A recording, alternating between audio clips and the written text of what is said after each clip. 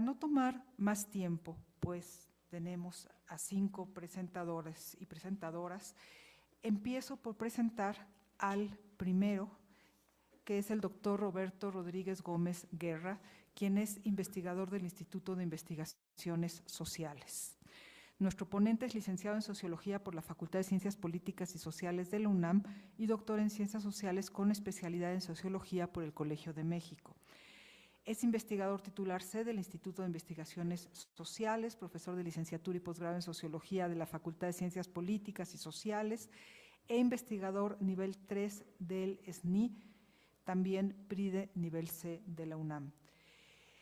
Se ha centrado en el estudio de la educación y la ciencia, particularmente en los temas de investigación relativos a la política educativa, la educación superior comparada, las políticas de educación superior en México y la educación superior y las desigualdades sociales. Fue director del Programa Universitario de Estudios sobre la Educación Superior y en 2024 fue elegido ganador del Premio Anuyes en la categoría de aportaciones académicas en educación superior. Doctor, le cedo la palabra. Muchas gracias, estimados colegas y también apreciados asistentes a este evento. Pues paso directamente al tema de mi presentación, que es argumentar en torno a una distinción que me parece fundamental en el tratamiento y en la explicación del tema del compromiso social universitario. Y es la diferencia entre una universidad al servicio de la nación y una universidad al servicio del Estado. La diferencia no es solo semántica, está en el núcleo mismo del ideario de la autonomía de la universidad, y creo que vale la pena presentar aquí cómo fue desarrollado este ideario. Es un ideario o una fórmula que abarca casi por entero la primera mitad del siglo XX, que es vigente y que sin duda necesita afianzarse para proyectar cuáles son las posibles líneas de desarrollo de este compromiso social universitario. Su primera formulación es justamente la que corresponde a la ley constitutiva de la Universidad Nacional de México, la de 1910. Cuando uno repasa esta ley constitutiva, encuentra pues algo que llama la atención. Digamos, la descripción de la naturaleza y fines de la universidad que se está creando es sumamente escueta. Se reduce a esta fórmula que voy a leer. Artículo primero. Se instituye con el nombre de Universidad Nacional de México un cuerpo docente cuyo objeto primordial será realizar en sus elementos superiores la obra de la educación nacional. Punto y punto final, hasta ahí llega la descripción de lo que la universidad se proponía. En cambio, su promotor principal, Justo Sierra, no ahorra en una descripción de qué es lo que se espera de la Universidad Nacional, tanto en su discurso de presentación de la ley en la Cámara de Diputados, como sobre todo en el discurso inaugural de la institución. Y ahí dice esto: la tarea de la universidad será coordinar las líneas directrices del carácter nacional y delante de la naciente conciencia del pueblo mexicano, mantendrá siempre alto para que pueda proyectar sus rayos en todas las tinieblas, el faro del ideal, de un ideal de salud, de verdad, de bondad y de belleza.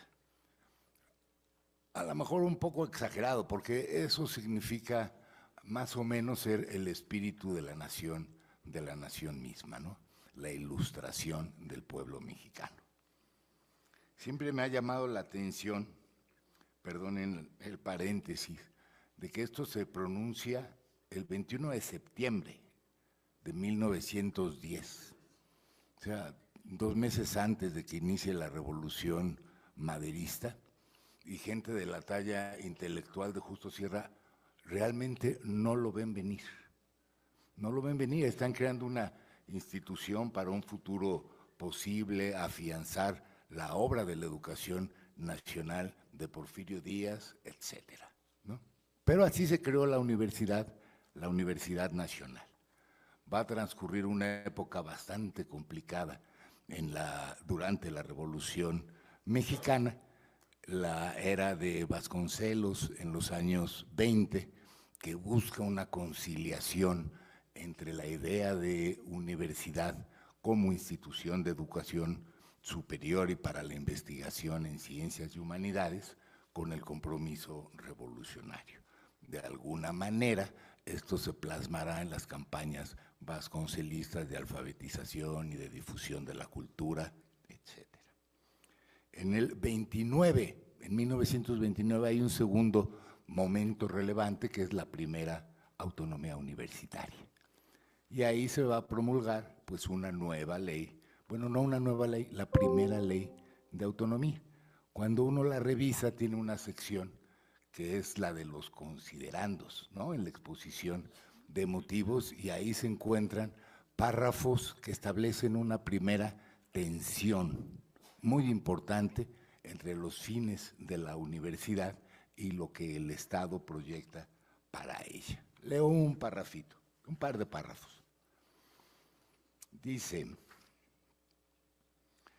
es indispensable que aunque autónoma, la universidad siga siendo una universidad nacional y por ende una institución de Estado, en el sentido que ha de responder a los ideales del Estado y contribuir dentro de su propia naturaleza al perfeccionamiento y logro de los mismos.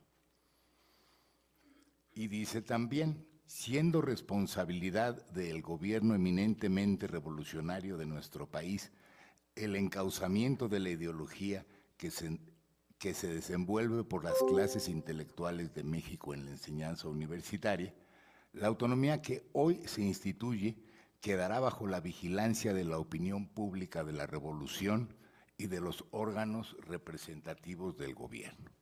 O sea, autonomía, pero no tanta, ¿no? Esto es una institución de Estado y el Estado revolucionario va a vigilar lo que haga.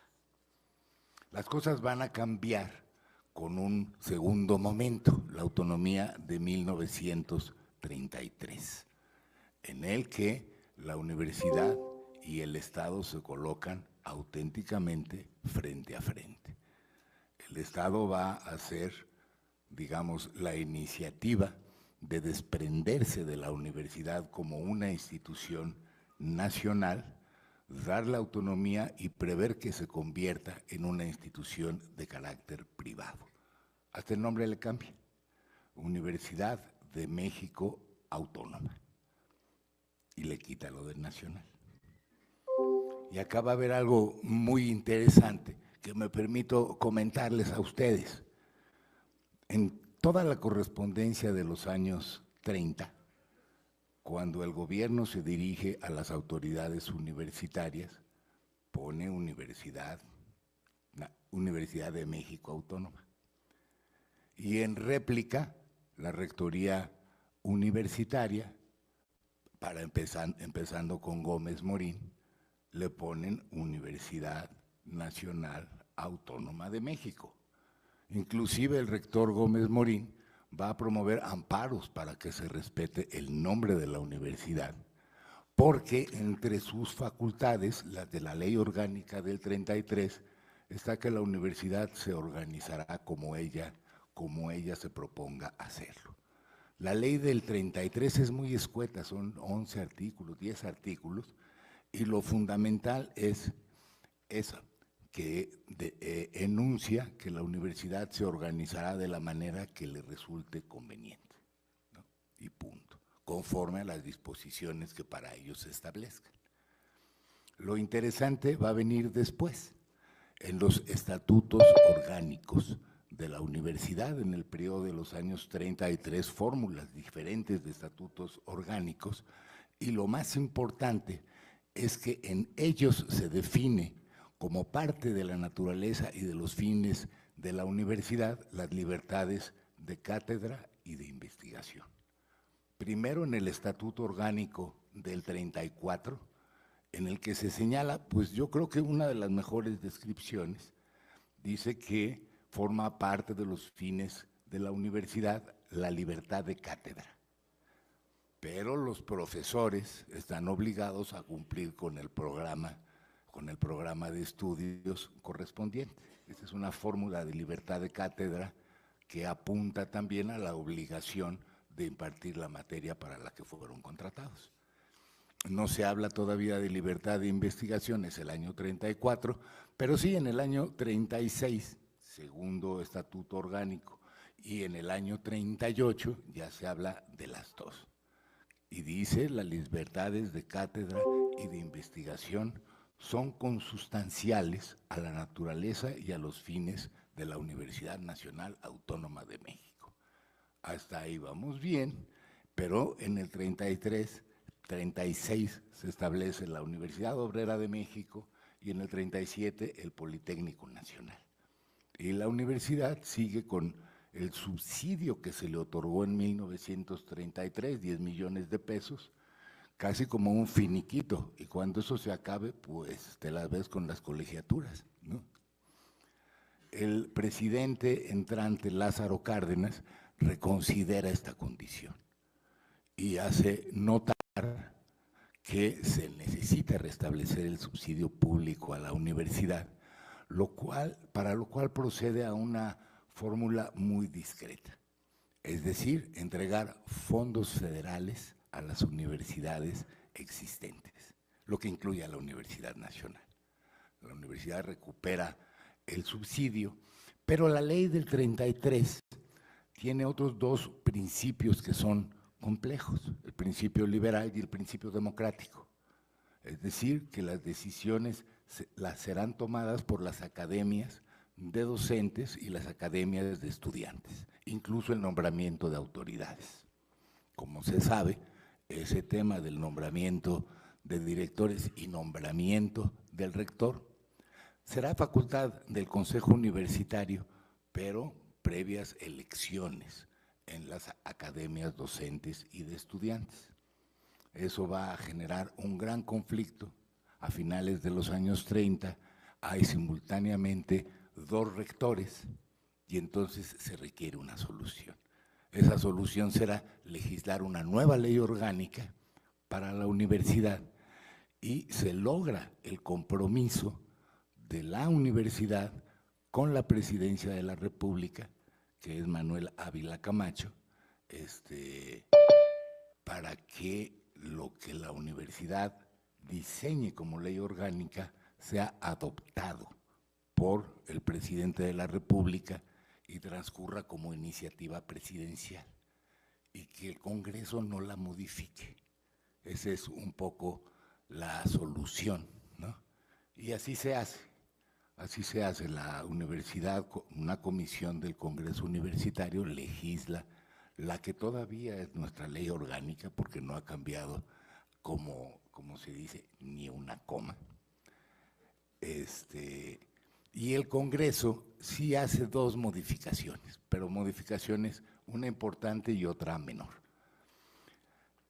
La importante es que el Congreso decide que la ley orgánica debe reconocer las academias de estudiantes, lo que había borrado la ley orgánica porque eran las academias de estudiantes las que habían provocado la situación de conflicto en el año previo.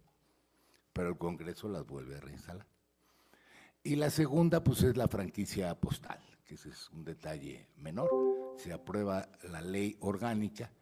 Inmediatamente después, el propio Consejo Universitario legisla un nuevo estatuto orgánico, en el cual quedan ya plasmadas prácticamente todas las atribuciones que se habían formulado durante el periodo de los años 30.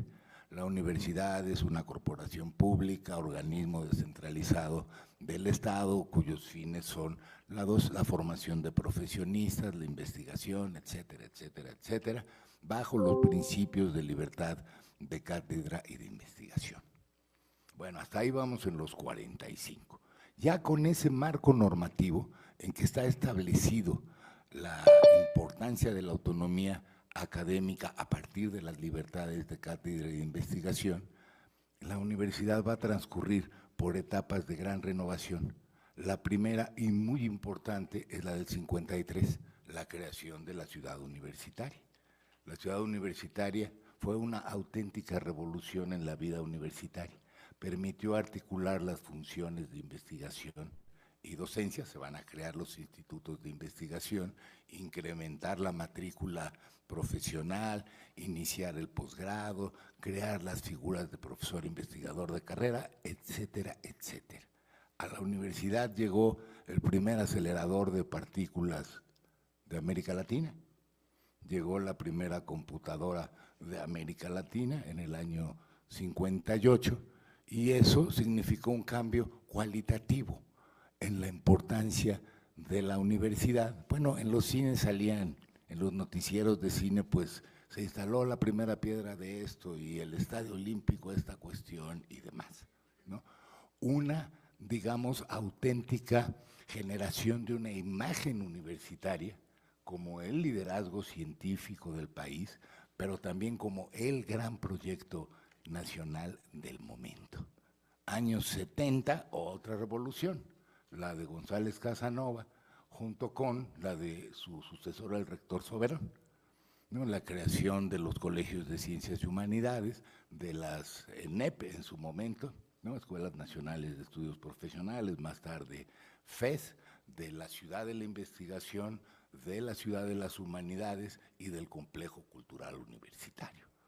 Eso requirió, por supuesto, un compromiso con los gobiernos en turno, en que a cambio de expandir las oportunidades educativas, a cambio de impulsar la investigación, etcétera, habría el subsidio pertinente para ello. Si no entendemos ese compromiso, no se explica por qué fue posible en pocos años un proyecto de esa magnitud. Al terminar los años 80 ya teníamos 300,000 estudiantes entre bachillerato y las licenciaturas, etcétera, ¿no? Y después habrá procesos de consolidación, la descentralización de la universidad, la creación de entidades de docencia en los estados, la creación de instalaciones e infraestructuras de investigación también en casi todos los estados del país para tener la universidad que hoy tenemos. Una universidad que es capaz de publicar 5 libros al día. Lo que hace, ¿no? Son más bueno, hagan la cuenta, ¿no? 5 libros al día son cerca de 2,000 títulos ISBN al año, que cuenta con 160 revistas, ¿no? Entre difusión, pero 80 de ellas son revistas de investigación, que produce la mayor cantidad de investigación en comparación con cualquiera de las demás entidades académicas. Es decir, más que lo que hacen todos los centros públicos de investigación juntos, más de lo que hacen todos los centros del CINVESTAB, más de lo que hace todo el Tecnológico Nacional de México. Es una fuerza de investigación muy considerable.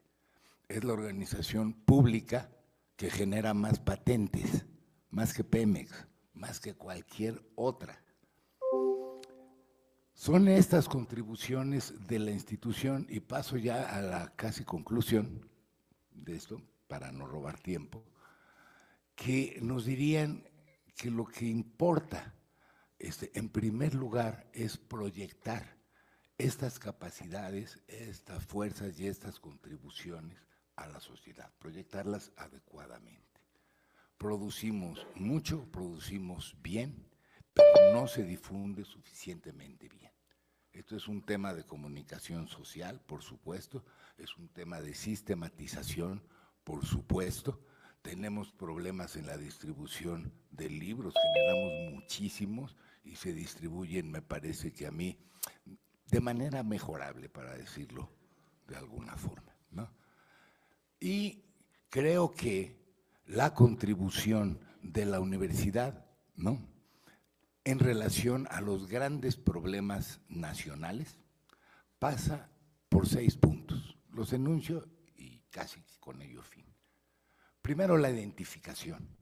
Los problemas nacionales no son necesariamente aquellos que la agenda pública y las políticas públicas han determinado como los grandes problemas nacionales, y la universidad tiene la capacidad de identificarlos y denunciarlos, si se lo propone, desde luego. El análisis de estos temas y problemas nacionales, ¿no? Tenemos centros, institutos, programas casi para cualquier problema nacional o no nacional que se puedan ustedes imaginar. El debate en el que participen también agentes gubernamentales y también desde las perspectivas de las políticas públicas.